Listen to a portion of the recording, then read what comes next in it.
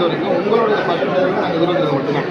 வேறெல்லாம் எங்களுக்கு வந்து நாங்கள் உங்களோட இடத்துல நாங்கள் வந்து பந்தல் போட்டு நாங்கள் போராட்டம் பண்ணும்போது எங்களுக்கு டிஸ்டர்ப் பண்ணாமல் இருந்தால் போதும். நாங்கள் வந்து அறவழி போராட்டம் மட்டும் தான் முன்னெடுக்க போகிறோம். கவலைப்பட வேண்டியதில்லை. எங்களுடைய தொடர் போராட்டத்தை மற்ற பகுதியில் இருக்கிறது விசாரிச்சு அதை டிஸ்டர்ப் பண்ணுறது எங்கள் நோக்கம் இல்லை. ஆனால் அரசுக்கு அழுத்தம் கொடுக்க வேண்டியது எங்களுடைய பொறுப்பு. ஒரு சிவில் சொசைட்டியாக பொதுமக்களாக ஒரு அரசு வந்து ஒரு நடவடிக்கை எடுக்கும்போது அதில் பாதிக்கப்பட்ட ஒரு பொதுமக்களாக இருந்து நாங்கள் தொடர்ந்து அழுத்தம் கொடுக்குறதோ வழக்கு ரீதியாகவோ கல ரீதியாகவோ பண்ண வேண்டியது எங்களுடைய அதையும் நாங்கள் வந்து பார்த்துக்கிறோம். அதுக்கு நீங்கள் எங்களுக்கு ஒத்துழைப்பு கொடுத்து சப்போர்ட் பண்ணுங்கள்.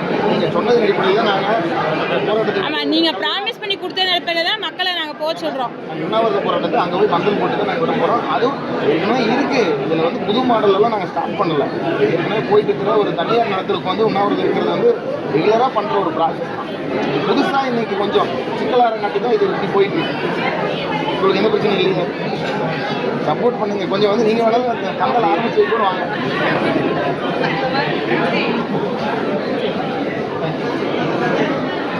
உண்ணாவிரதம் அங்கே தான் போய் விட போகிறோம். உண்ணாவிரதம் அங்கே தான் போகிறோம். இந்த பிரச்சனை நேற்றே வந்து பேச்சுவார்த்தை ஏற்படுவாங்க. இவ்வளோ தூரம் வந்துட்டாங்க. உண்மையில் என்ன நடக்குதுன்னு அவர் என்ன சொல்கிறது தெரியுங்களா? இது தனித்தனியாக பேசுகிறதுனால வந்து அங்கே என்ன பேசிக்கிட்டீங்க நீங்கள் என்ன பேசிக்கிட்டீங்க எங்களுக்கே தெரியல.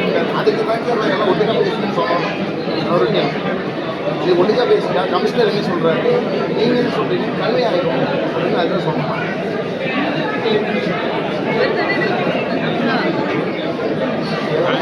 கடைசி வரைக்கும் அவங்க பார்த்ததில்லை. அவங்களுக்கு தான் கோல். அவங்க அவர் எங்க அவரு 6 மணி வரைக்கும் அந்த சார் எங்கப்பா ஐஎஸ் ஹைட்டாக இருந்தாருங்க அவருக்கு தனியாக வெளியில் போகிற அவருக்கு இப்போ யார் பரவாயில்ல பெஸ்ட்.